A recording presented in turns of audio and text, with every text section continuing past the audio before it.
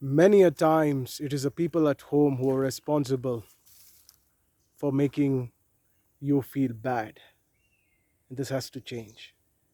Ladies and gentlemen, my name is Karthik Poovanam. I'm a leadership coach and author, and I'm here to share with you my thoughts on a variety of situations which I have encountered in my workshops and also some in my very personal life, where the source point of misery and stress has always been family members. When people have made each other feel bad, it's always been the family members. And this is something that people have to realize and understand. Now, when looking down, what am I looking down at? I'm looking down at this egg. Okay, there's an egg. Where exactly? Yeah, can you see that? Exactly.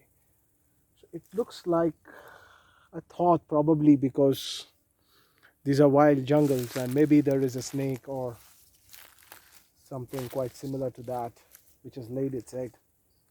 That's gone. If you look at it, the situation of family members who cause stress is also something like that. You created the child, and now you're ignoring the child well-being. You created a family, and now you're ignoring the well-being of the family in a big way. You created a family, and now you're not bothered about how they feel in your presence. I can go on giving you examples where the most common example which you might have all encountered is that your neighbor's children might have got good marks, you're not got good marks, and now there is a repeated class which is happening.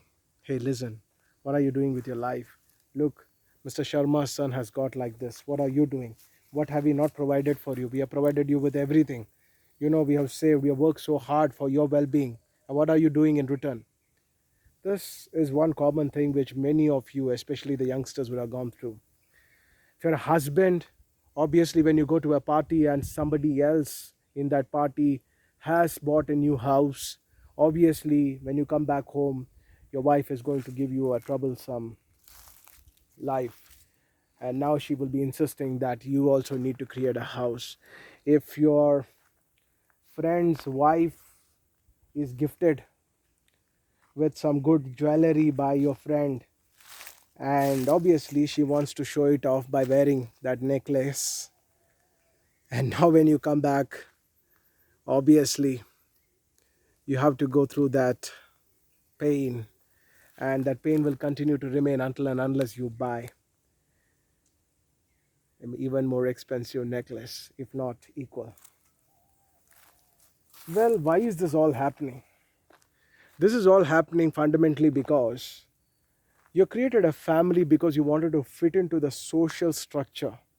Always understand, family is an individual choice that is created to create an individual response. That means whenever you have a trouble, all right, let's say your wife or your child, or let's say even for that matter your husband, they're feeling bad, or they have got into some ill health, who is going to come and take care? The society is not going to come and take care. If your son has fallen from a bike and he's got into an accident, who is going to be there taking care of your son? Obviously you both, right?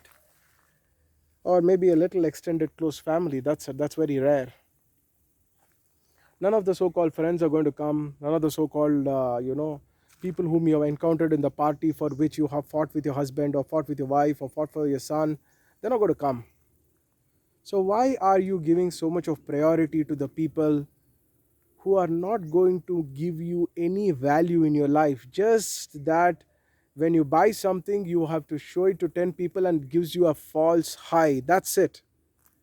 For this false high, you are ruining your life. Not only your life, you are also ruining the life of your children, your family members, and making them feel terribly bad.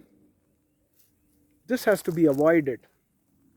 And this can only be avoided when you understand how to separate society from family. When you separate society from family, then each individual in the family will have an own voice which will reflect freedom.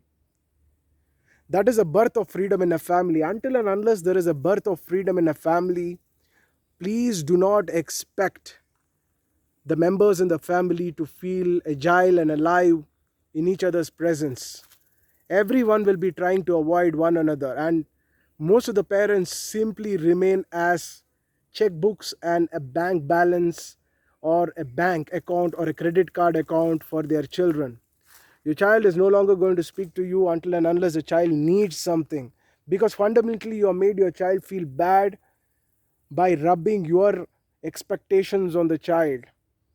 And it's always going to be the same with members of the family also. You see the number of time and the amount of time you're spending in the phone, and how much time you're investing speaking about what you feel with your husband, with your wife, with your child.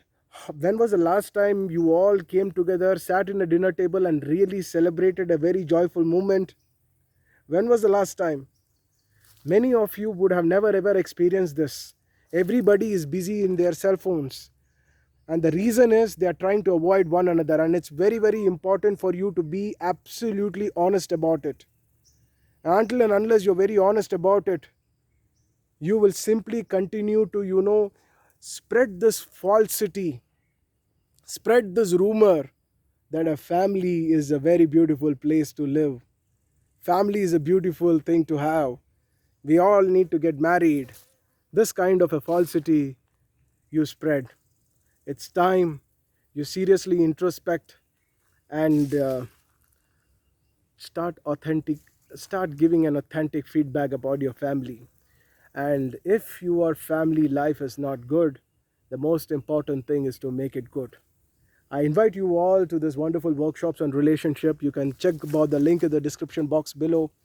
But I wanted to share these thoughts with you, and I've shared these thoughts with every one of you. Now it's up to you what you want to do with your life. Great day.